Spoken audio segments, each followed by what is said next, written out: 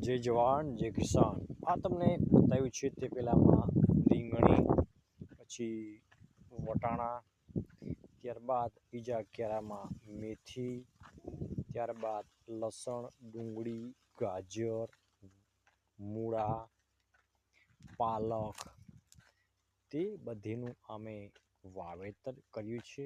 આ છે દેશી ઓર્ગેનિક શાકભાજી છે।